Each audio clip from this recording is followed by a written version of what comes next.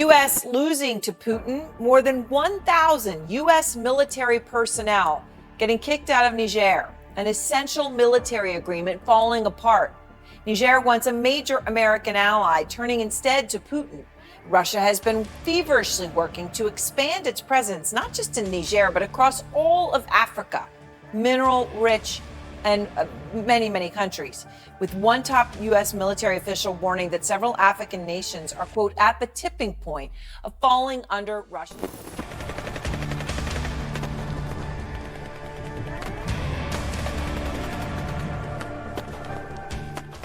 Quem pensa que as tensões estão se concentrando apenas nos países europeus está muito enganado.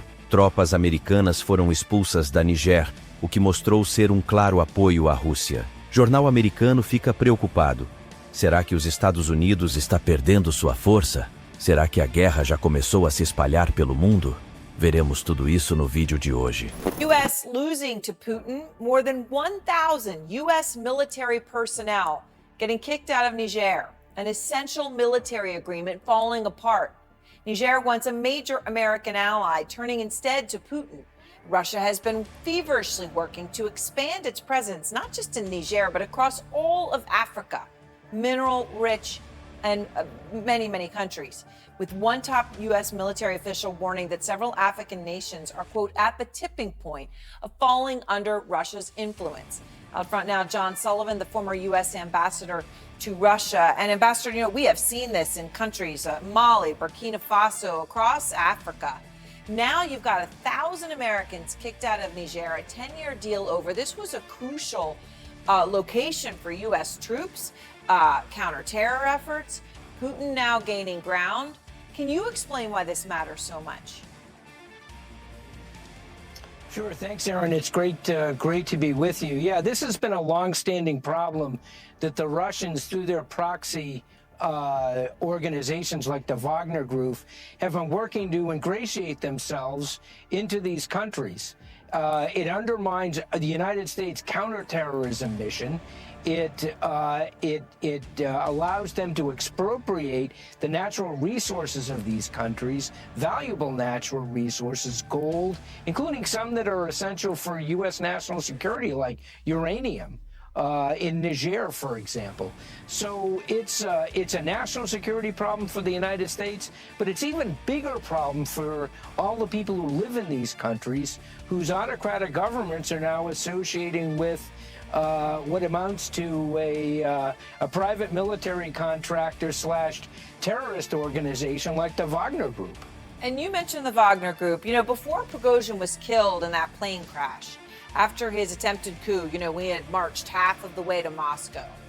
He and his mercenary army were, you know, deeply involved in Africa, right? That was where he had actually gotten so much of his money, from all of the minerals and all of the deals that he did, natural resources, weapons running.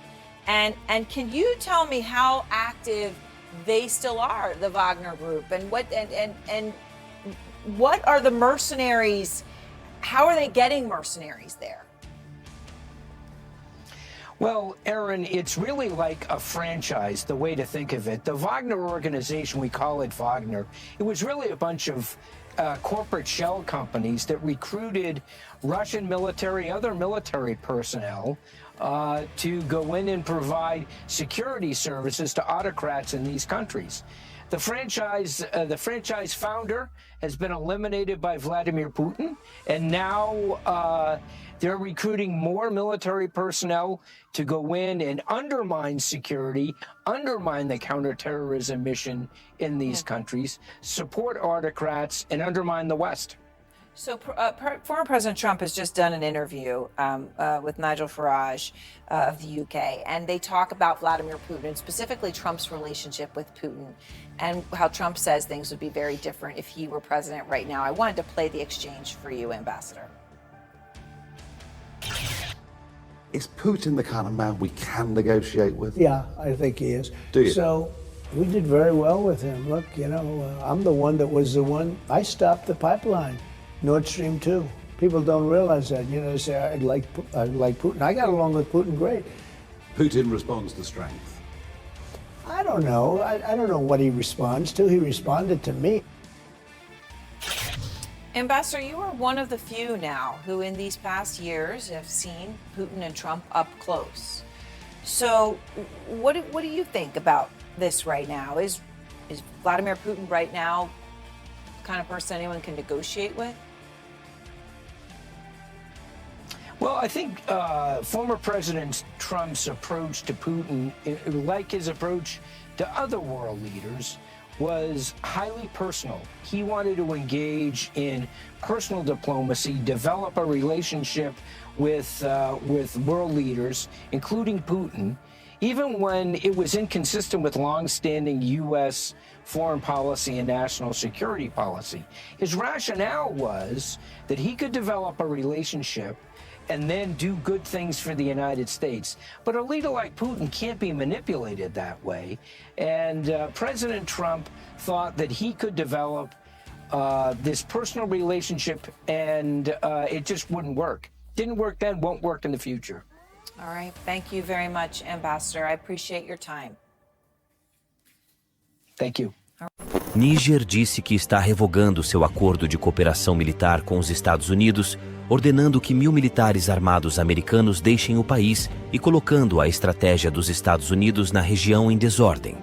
O anúncio da junta militar da nação da África Ocidental foi feito no sábado após reuniões na semana passada com uma delegação de Washington e o principal comandante dos EUA para a África, o general Michael E. Langley.